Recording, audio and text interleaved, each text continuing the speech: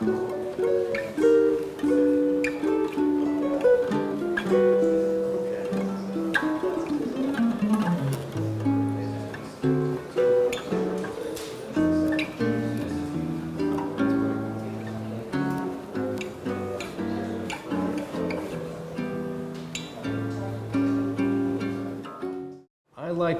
like to go through the melody and then play just the melody and the bass notes of the chords.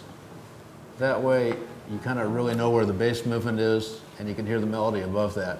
And usually that'll give you enough of a foundation that you can fill in the chords in between easily. So again, since we're beating this tune to death, we'll do this again, like All the Things You Are. I might.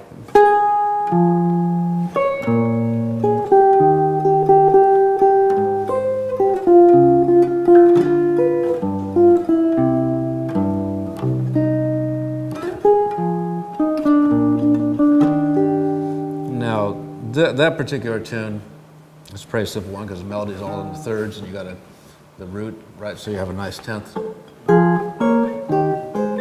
It's a nice structure again. Other tunes that have more different extensions, the melody might be a little differently, but it's a good idea, again, just to get used to that bass movement, hearing the bass movement and the melody, so that'll help you learn the tune better at first. Then, of course, then add the chords after that, and you'll recognize certain familiar progressions, 2-5-1s, or variations on I Got Rhythm Changers, that type of thing. You know, so.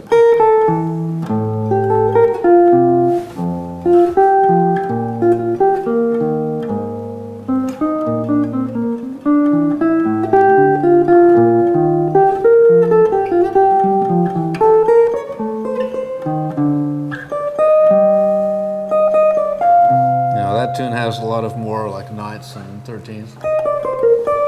Major 7th, sharp 11th.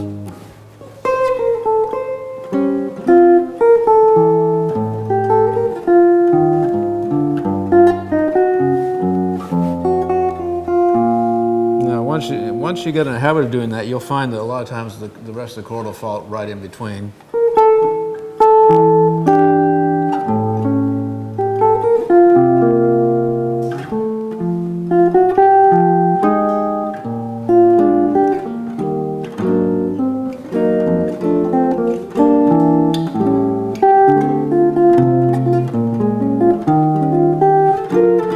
So that's one day. Of course, you'll get a full picture of the harmony right there too.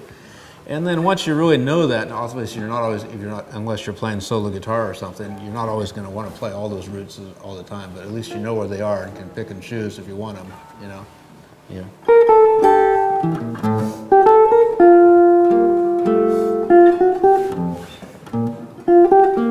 And that'll help you really know where the bottom and top of the structure is. Yeah. This gives me a cue to digress into just, and this will be a whirlwind explanation, but a nice presentation that, are you familiar with Gene Bertoncini, the guitar player? Yeah. I first encountered him when I was still in California. He came in and did a little guest seminar for the GIT, Guitar Institute of Technology, where I was teaching at the time. And I always remembered those really useful ideas, and he's still expounding on that to people. But he suggested going through a tune and playing, really becoming aware of where all the chordal extensions are. So playing a tune like All the Things You Are, for instance, so all the thirds and the roots.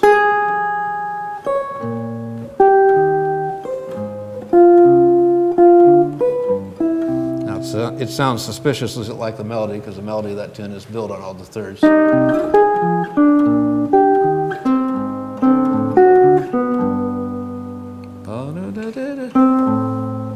Now we're not doing the melody this time, we're just doing harmony, just all the thirds.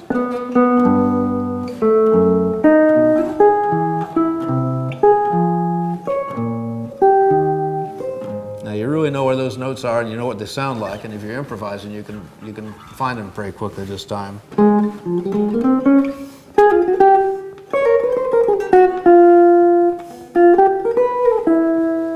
And it really gives you just a good foundation for improvising or a variation on the melody. Now if you go through the same tune, play all the fifths on top of the chorus. That gives you a little different sound to get used to, and really knowing where it is in relationship to the root.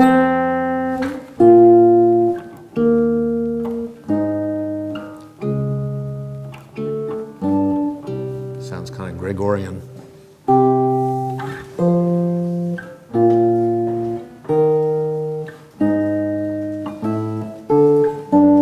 And if you want to be really ambitious, you can practice singing these too and really knowing what they sound like and be able to pick them out of the air without relying on a mechanical device of putting your finger down. La, da, da, da, da, da. That's pretty close. So do that, and then go through, do the same thing with all the sevenths.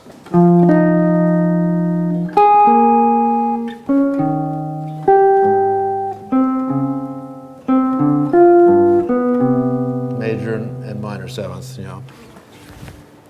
Now that pretty much covers, you know, the basic important tones of the harmony. You do the same thing now. Let's see what ninths sound like against every chord.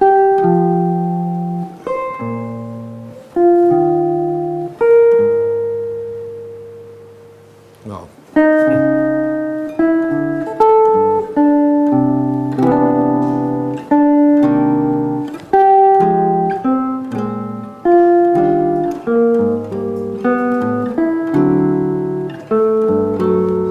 So now this gives you another color to pick out of the air and to emphasize when you're playing. So you're not always just playing. Yeah,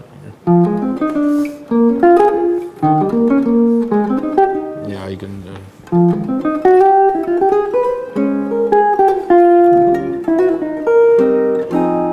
You can either play arpeggios up to those notes or just pick them, connect them melodically to another part of the melody.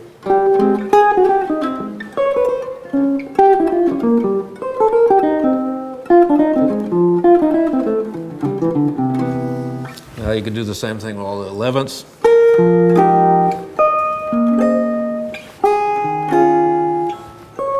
Or a sharp 11th.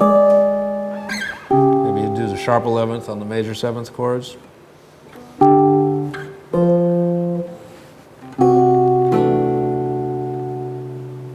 What's next? Where am I?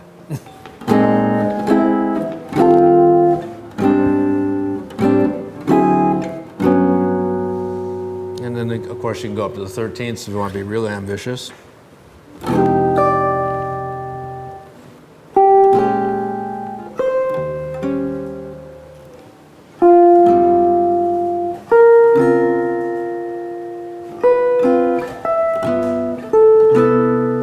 Okay, so you get the idea. These are like, it's a way to really get your ear used to hearing what these things sound like. And again, not relying when you play an 11th, just putting your finger down where you think the 11th is, but really knowing what it sounds like. So I found that to be really a useful concept. It really helps you, you know, lock into what the sound of what you're playing.